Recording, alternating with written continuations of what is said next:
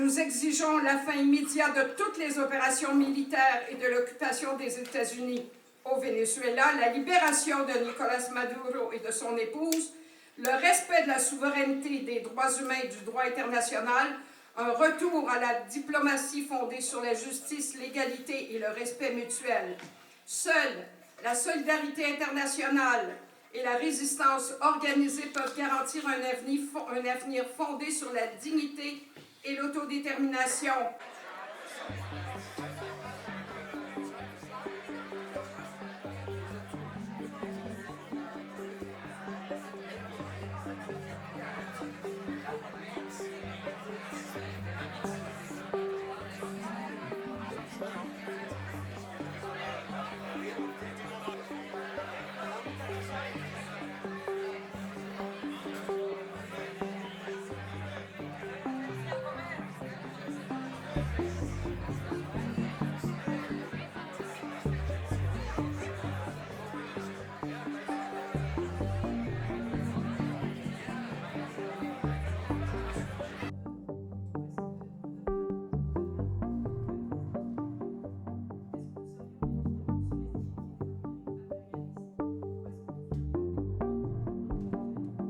Le mercredi 3 janvier, le monde s'est réveillé avec une nouvelle effrayante. Une attaque militaire impérialiste et fasciste perpétrée par le gouvernement des États-Unis contre la République bolivarienne de Venezuela.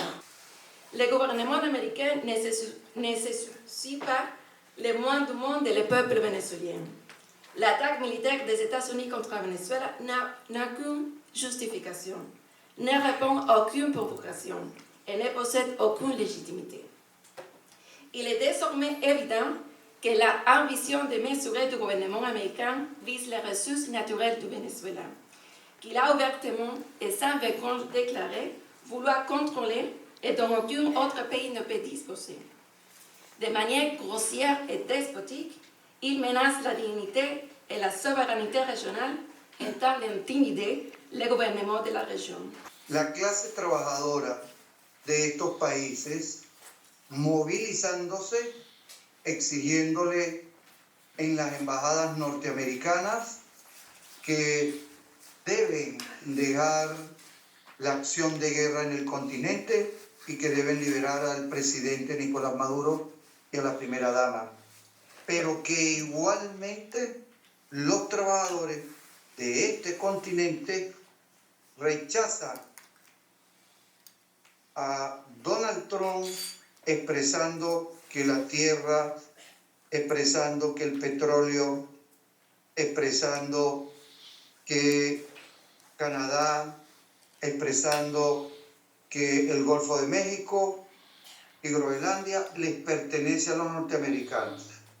Donc, los pueblos en su autodeterminación son los que pueden decidir su destino. Donc, la classe ouvrière, aujourd'hui, samedi 10, donc au Pérou, au Mexique et dans divers autres pays, la classe ouvrière se mobilise devant les ambassades des États-Unis pour rejeter l'action de guerre et demander la libération de Nicolás Maduro et la première dame. Les travailleurs du continent entier rejettent Trump qui exprime que le pétrole, que la terre, que le Canada, que le Golfe du Mexique, que le Groenland lui appartiennent, niant les peuples dans son autodétermination. Les peuples de ces continents, on peut réussir à ce qu'il n'y ait plus d'agression au Venezuela et dans aucun autre pays. On est en train de violer des traités internationaux, on prétend détenir des présidents, on assassine des personnes dans les Caraïbes, des pêcheurs, on fait des procès quand il n'y a pas eu de violation à aucune loi. C'est pour ça que nous sommes devant un gouvernement fasciste qui ne croit pas à la démocratie, qui ne croit pas dans le respect des peuples et qui croit qu'on est juste des substituts à son pouvoir. Si les peuples, nous nous unissons pour rejeter, alors c'est possible d'arrêter cela. L'ONU doit intervenir parce que sinon on est en train d'arrêter avec les traités internationaux qui se sont faits après la Deuxième Guerre mondiale, 1945.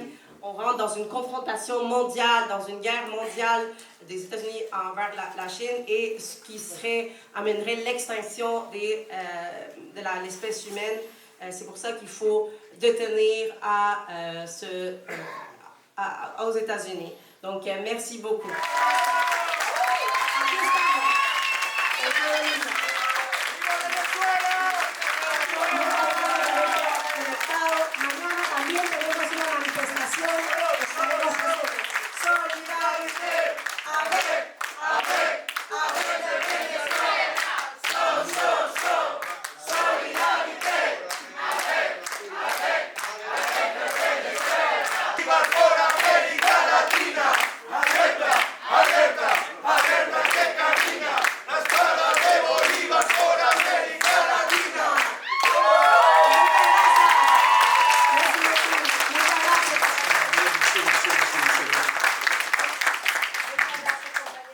Dans un contexte de menace existentielle et de risque de guerre généralisée, il est impératif d'agir maintenant.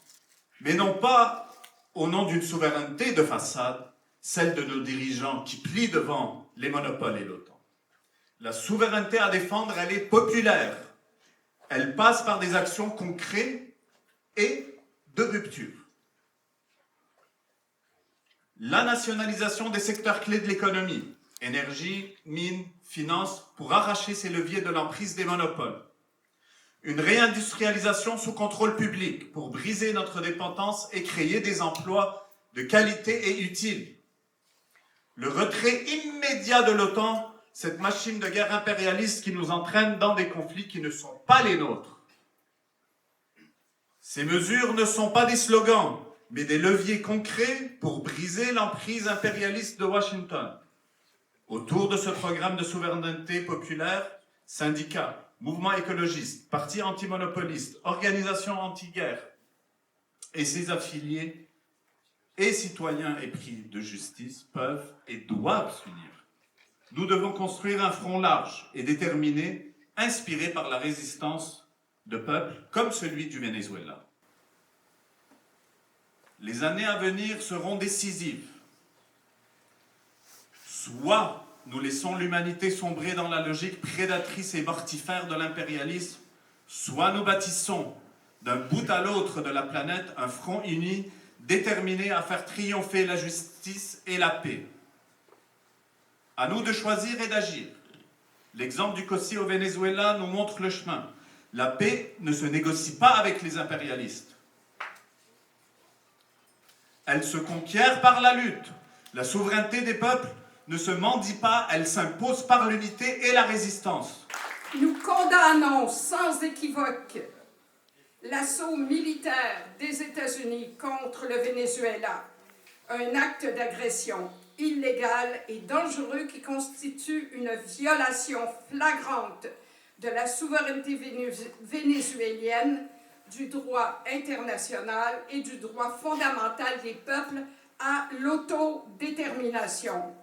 L'enlèvement forcé du président Nicolás Maduro et de sa conjointe Cilia Flores, suivi de leur transfert vers les États-Unis au milieu de bombardements aériens et d'opérations terrestres coordonnées, représente une escalade grave qui menace non seulement le Venezuela, mais aussi la stabilité de toute la région et l'avenir des relations internationales.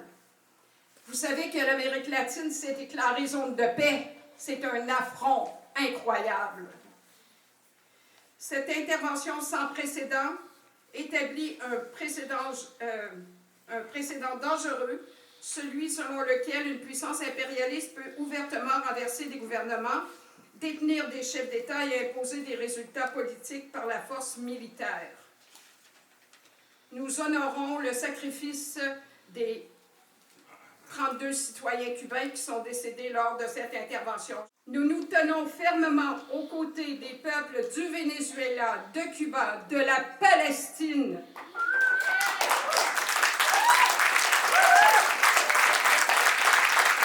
Et de tous les peuples qui rejettent la guerre, l'occupation, le blocus et la coercition. Nous exigeons la fin immédiate de toutes les opérations militaires et de l'occupation des États-Unis au Venezuela, la libération de Nicolás Maduro et de son épouse, le respect de la souveraineté, des droits humains et du droit international, un retour à la diplomatie fondée sur la justice, l'égalité et le respect mutuel.